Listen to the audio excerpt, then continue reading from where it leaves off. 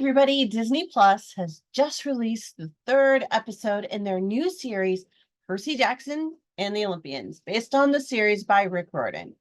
So the TV series is also created by Riordan and Jonathan Steinberg, whose most notable work includes several TV series, including Black Sails, which I love, and The Old Man. It's interesting that Disney decided to do an 8-episode series to basically tell the same general story that we saw in the 2010 movie. However, it's been 13 years, and there's a whole new audience of teens that Disney is clearly trying to attract with Percy Jackson. So, with the first third of the story arc released, how are they doing with the series adaptation of the novel? While you're here, please do be sure to hit subscribe for more videos. You will absolutely make my day. Thank you so much. So, Percy Jackson and the Olympians is the story of a teenage boy who was abandoned by his father, leaving his mom to raise him alone with his new stepfather. Now, life is not easy for Percy. School's tough and full of bullies and mean girls, but there are some bright spots in his life. And he and his mom have a really loving relationship. He's got a great best friend, Grover Underwood, no relation to me, who helps to kind of lighten the load a bit. However, when school starts to go sideways for Percy with the appearance of a teacher turned harpy who's out to kill him, his life is forever altered. And in a race against time, Percy's mom and Grover flee with Percy to a special school for demigods. The trip takes a toll, and the school isn't what Percy imagines as he finds himself on a new path in life, whether he wants it or not, with some new friends and enemies who are determined to make things difficult. Percy and his friends soon find themselves on this quest to save the world and possibly the gods themselves, including the dad who abandoned him. It seems like everyone is really out to kill them, but our heroes might just be their own worst enemies if they don't learn to work together. The casting of the series is really spot on, with Walker Scobell starring as Percy Jackson. This kid made his first appearance in the Adam Project with Ryan Reynolds just last year. Like, pause on that. Just last year. Now he's doing this series with Disney.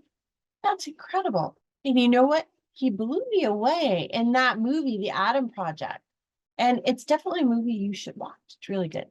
And you know what? He continues to show his natural talent and charisma as Percy Jackson. Walker is absolutely the star of this series. Leah Jeffries plays Annabeth Chase, daughter of Athena and local demigod badass at school. If you are going to be on a quest, I'm telling you, this is the girl, this is the person you want to be on your side. She is the one you choose. She's likable and a talented actress who holds her own on screen, which isn't surprising since her first job was on Empire, another great show, by the way. Percy's friend and protector, Grover, is played by Aryan Simhadri, whose smile, really, it just kind of lights up the screen. When I saw him, I just really love seeing him on screen. He's a great actor, and he just has this charisma about him that, I don't know, it's just really fun to watch him. He has a resume that includes dozens of roles over the last 10 years, none of which I saw him in until this, but I think this may be his breakthrough role. I really do think so. He's funny and he's smart and he's got great timing, which makes him feel like a natural on screen. The 3-episode opener for a weekly series is pretty much the best test for whether or not the series is going to do well. And Disney absolutely hits its stride with Percy Jackson and the Olympians. These 3 episodes are packed with story, and each one has a clear starting and ending point that connect together, building a greater and larger story and making it feel like a cohesive whole. Even better, they don't spend a lot of time walking around and ruminating about this problem or that issue, or just, I don't know, there's so much just talking and moving people around for no good reason lately with these series. But Percy Jackson avoids all of that. Each episode has been a really nice balance of action and meaningful dialogue and conflict that kind of push the story forward in ways that seem just effortless.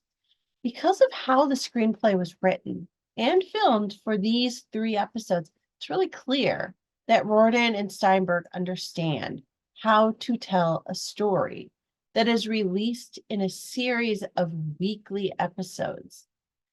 They give you enough to keep you satisfied and coming back for more. They also don't overcomplicate the mix so that you have to do a big rewatch before the next episode airs. Thank God, I hate that.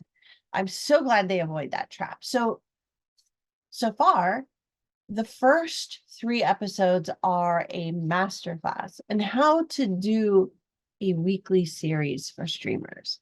Overall, I'm really pleased and perhaps even pleasantly surprised, based on the past series that Disney has released, that Percy Jackson has been so strong right out of the gate and it hasn't lost its stride since.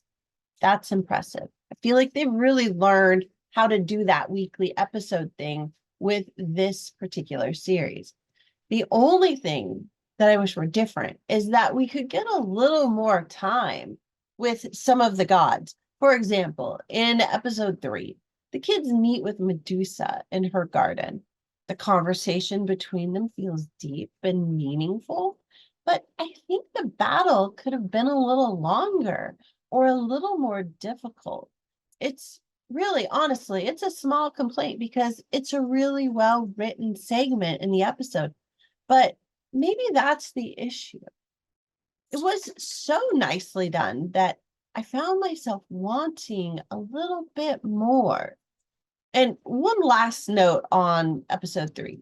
There was a lot of focus on the Oracle telling Percy that someone he trusts during the quest is going to betray him. So he thinks it's Grover. I mean, naturally he would. He's like the one kid at the school, or the one person at the school that Percy really trusts. And so he wants to keep him close and keep an eye on him. Now, this comes up a few times, this trust issue, but Percy never puts together the fact that for whatever reason, he blatantly states that he trusts Medusa because of the stories that his mom told him. Maybe she's not a monster. Maybe she's just misunderstood, which is how he convinces the others to give her a chance. And surprise, she betrays them. So the story is playing with us here. It's totally playing with us. Is Percy just not picking up on the clues that the Oracle gave him because he's too headstrong and not really thinking things through clearly? Or are the writers keeping us, the viewers, on our toes? Are they being unreliable narrators? I don't know. I'm kind of excited, and honestly, I don't really care which the answer is. And that is a tribute to how good the storytelling is so far in this series.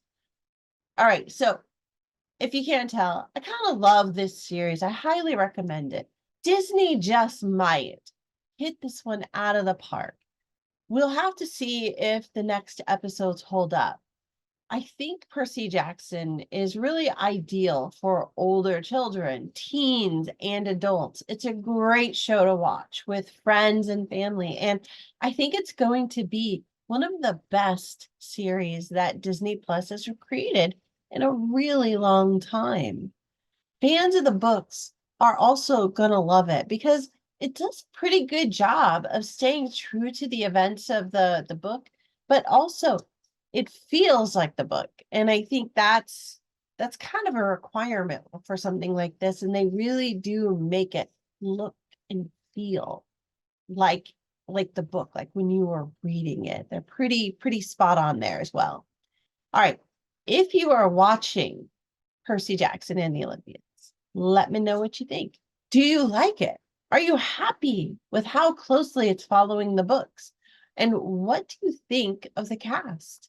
Drop me a comment and be sure to subscribe for more videos. All right, everybody. Thank you so much. I'm so glad you're here. I hope you like the review. And you know what? Happy viewing. I'll see you again soon. Bye.